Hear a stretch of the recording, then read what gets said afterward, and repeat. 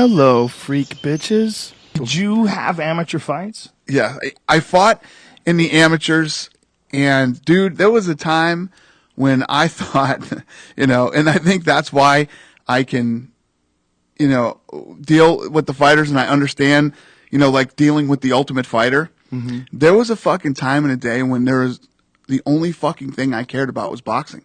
That's why I literally walked out of that place, because I loved it so much that that's all I fucking wanted to do. The problem is you go out there and you start fucking, that's what I wanted to do for a living. And then the reality starts to set in, and I'll never forget. I mean, I've told this story before, but I was in the gym one day, and there was this dude who was a local fighter. I don't say his name. You would probably fucking know him if I said his name. I guarantee you know him. Okay. Because he was famous in the Boston area, like a local guy. And he came in one day, and he was in his early 30s. He was like 31 or 32.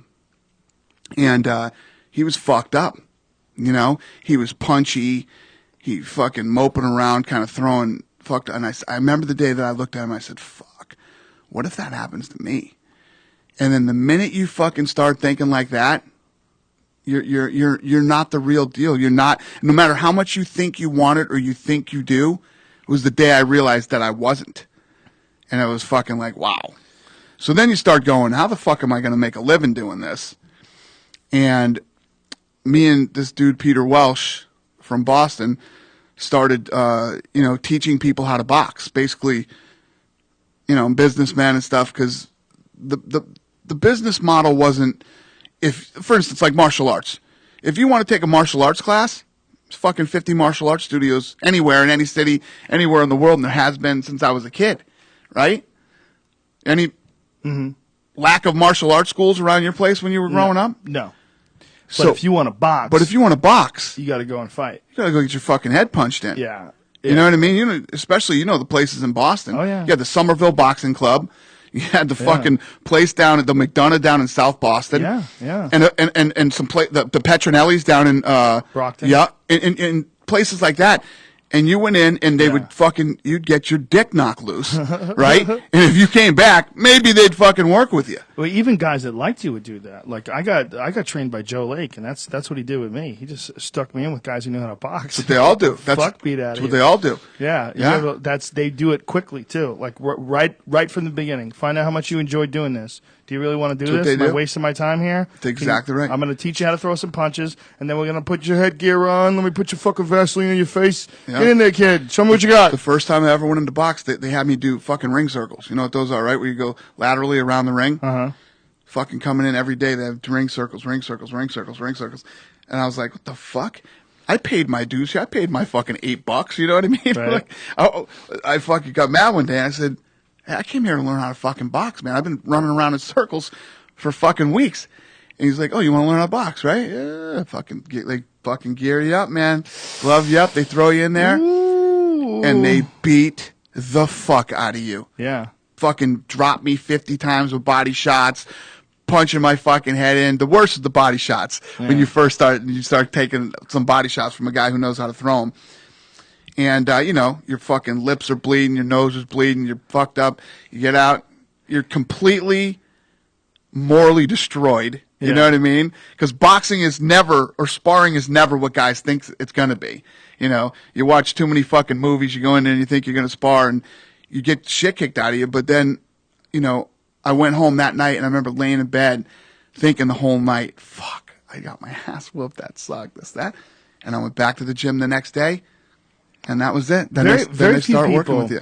Very few people actually want to fight. They just want to kick someone's ass. It's true. They don't understand that can kick your ass too. Like this is not going to be an even exchange. And if you're not willing to go to war, if you're not willing to take like big shots and be in pain and push through, you're never going to do this. This is you have to figure out somewhere along the line whether or not you're willing to take punishment, whether or not you can take punishment.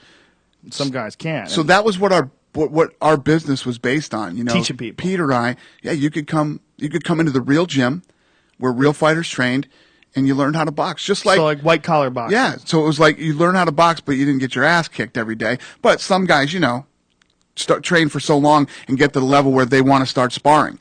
But you rarely ever have white collar guys that start sparring and want to do it a fucking again. Because, like you said, you get that first ass whooping, and a lot of times what happens is it breaks out into fights, And we used to bring the inner city kids in too. We had this idea where we were going to bring in inner city kids, and in Southie back then it was still very segregated. So we were going to bring in blacks and Hispanics and all these other kids and bring them together, and we were going to do all the fuck. We used to bring these kids in, man, and we'd start training them and stuff. And then as soon as guys would start sparring, you know how many fucking situations we had where guys would come back in with bats? Like there'd be a bad sparring deal, come back with bats, or they'd come back with their brothers or some kind of just every fucking day. So that whole, let's bring in the inner city kids and fucking try to work. It didn't go over well. Yeah, that's playing daddy. That experiment didn't work too well. That's a lot of work.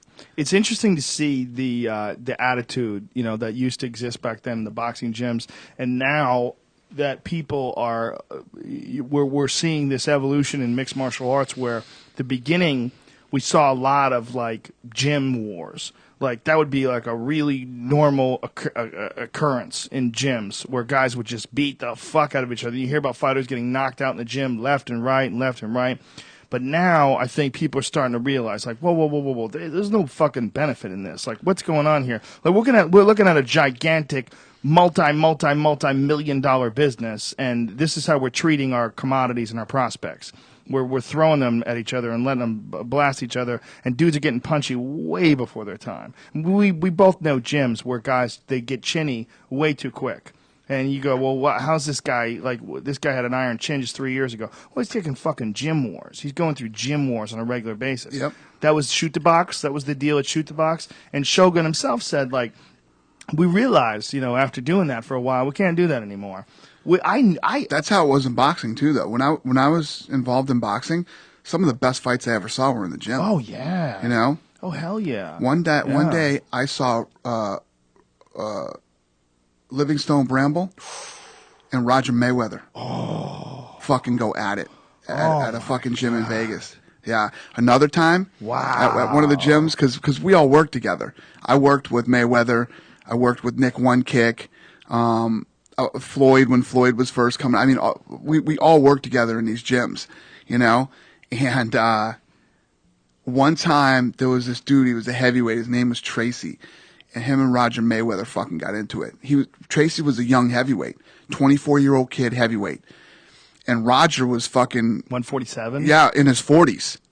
Jesus. And Roger Christ. said, like, "What you say, motherfucker?" Just fucking get into it, blah, blah, blah, back and forth. I go, "Oh shit." Here we go. And they got in the fucking ring and started fighting, man. And, they started fucking fighting. And at the end of the round, when the bell went off, Tracy tried to stop, and Roger fucking lit him up, and he goes, "No rounds, motherfucker.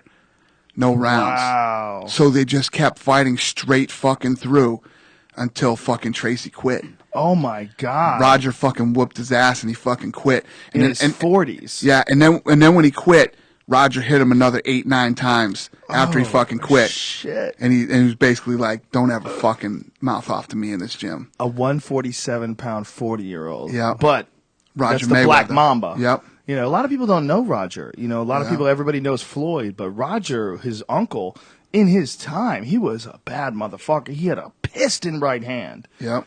He had a nasty jab, and he would fucking slam that right hand in. He was a bad dude for many a year. I've seen some great crazy fights. shit happen in fucking boxing gyms, man. Crazy shit.